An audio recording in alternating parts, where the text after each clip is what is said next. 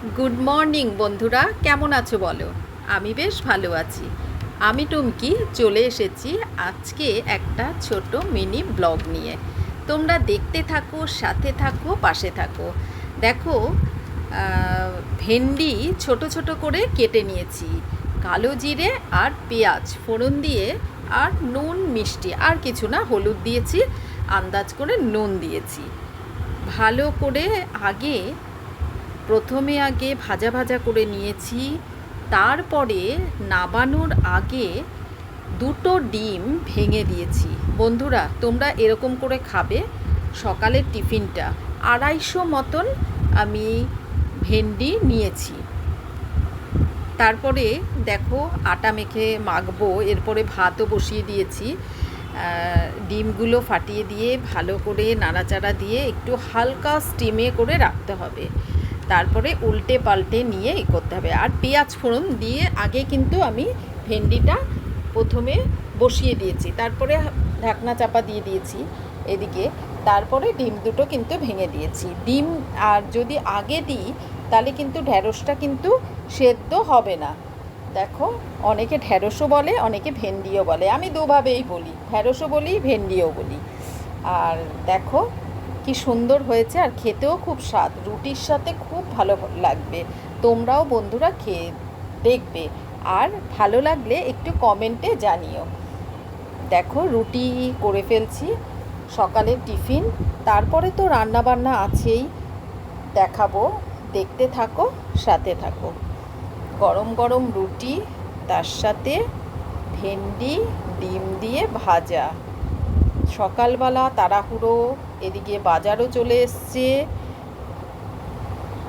মাছ মাছ তো করবো আজকে। দেখো, রুটিটা সেঁকে নিচ্ছি। আমার জালির থেকে ভালো তাড়াতাড়ি হয় এমনি ডাইরেক্ট গ্যাসের উপরে দিয়ে করতে।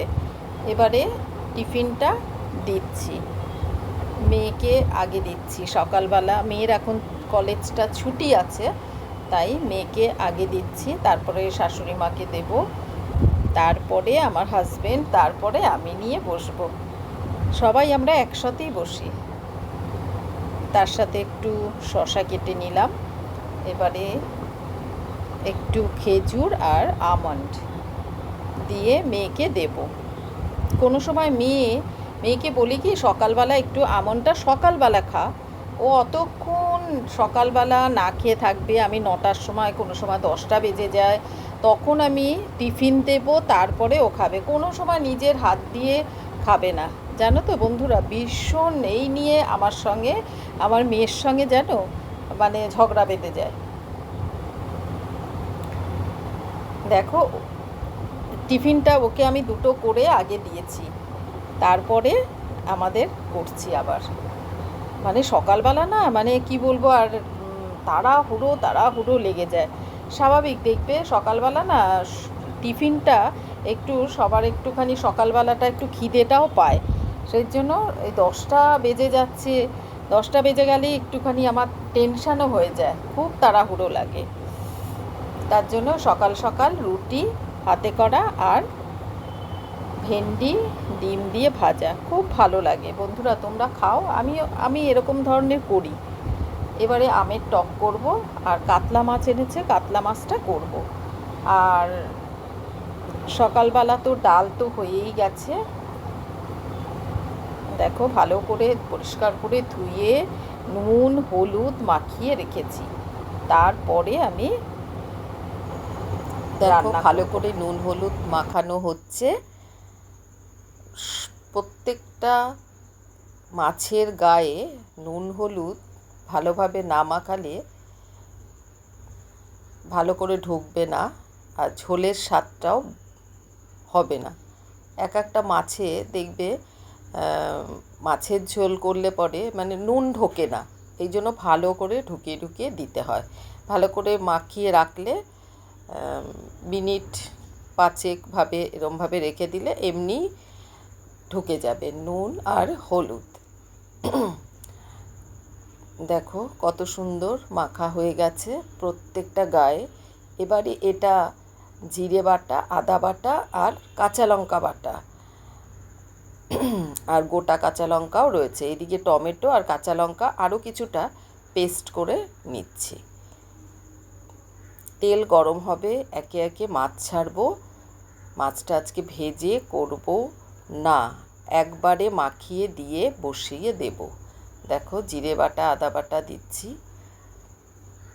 সব দিয়ে মাখবো, একবারে মেখে তেলের মধ্যে দিয়ে বসাবো।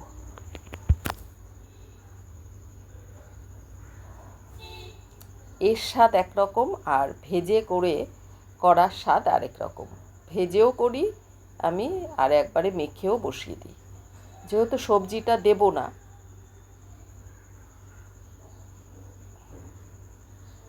আর একটা আবার পাতলা ঝোলও করি সজনে ডাঁটা দিয়ে, কোনো সময় ঝিঙে দিই। কিন্তু আজকে না কোনো সবজি দেব না, আজকে মেখে দিয়েই বসাবো। ভালো করে মাখিয়ে নিলাম। বন্ধুরা দেখতে পাচ্ছ তো? দেখো তেলটা আমার গরমও হয়ে গেছে, কালো জিরে ফোড়ন দিলাম। এবারে একে একে মাছ দেব।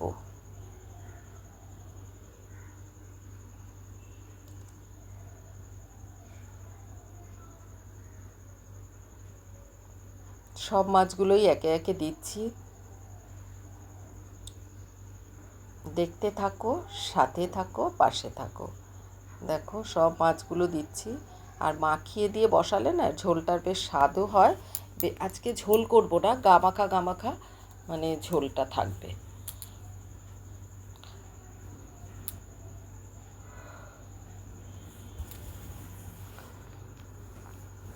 এবার স্টিমটা আমি আস্তে করে দিলাম, তাহলে না গায়ে ছিটবে। দেখো এবার বাদ বাকি যে মশলাগুলো আছে আমি সেটাও দিয়ে দিলাম। এবারে দেখো সব সাজিয়ে দিয়েছি। এবার কড়াটাকে ভালো করে সাঁড়াশি দিয়ে নাড়িয়ে নাড়িয়ে দেবো। মশলা ধোয়া জলটা আমি পরে দেব। দেখো সাঁড়াশি দিয়ে ভালো করে মশলাটা প্রত্যেকটা মাছের গায়ে আমি দিয়ে দিচ্ছি, আর একটু নাড়াচাড়া করে দিচ্ছি।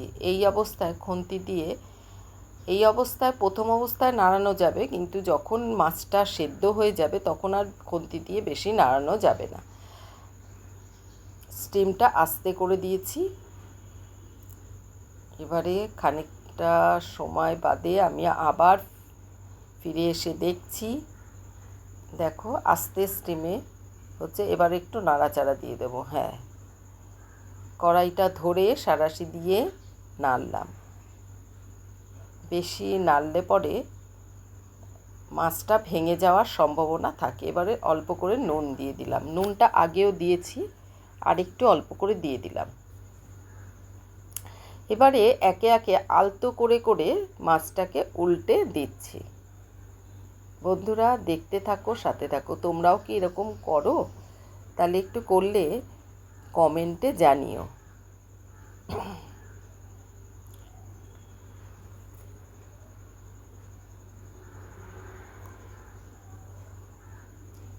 নিচটা খুন্তি দিয়ে একটু নাড়িয়ে দিলাম, কারণ নিচটা অনেক সময় স্টিমটা তো বেশি হয়, মানে স্টিমটা বেশি লাগে, তার জন্য মশলাগুলো নিচে লাগার সম্ভাবনা থাকে। এবারে একটু নাড়িয়ে চাড়িয়ে দিচ্ছি, কড়াইটা ধরে নাড়াচ্ছি যাতে মাছগুলো না ভাঙে। দেখো এবারে মশলা ধোয়া জলটাও দিয়ে দিলাম। ওই মশলাটা আগে মানে কষে গিয়ে তেল বেরিয়ে গেছে। এবার ভালো করে নিচটা দেখো নাড়াচ্ছি খুন্তি দিয়ে, যাতে নিচটা না লেগে যায় মশলাটা। জলটা দিলাম তাহলে ভেতরে ঢুকে যাবে। আস্তে স্টিম দিয়ে করতে হবে এটা, তাহলে মাছের ঝোলটা স্বাদও হবে আর ভালোও লাগবে খেতে। এরকমভাবে বন্ধুরা তোমরা করে খেও, গরম গরম ভাতে খুব ভালো লাগবে।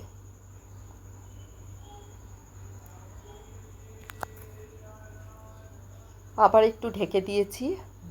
এবার একটু বাদে আবারও দেখছি। দেখো এবারে আমার মাছের ঝোলটা হয়ে এসছে, নিভিয়ে দিলাম গ্যাসটা, আবার একটু নাড়িয়ে চাড়িয়ে দিলাম, এবারে ঢেলে দিলাম। বন্ধুরা, আজকে আর বেশি বড় ব্লগটা করব না, এই পর্যন্ত। তোমরা ভালো থেকো, সুস্থ থেকো, আবার ফিরে আসবো। টাটা।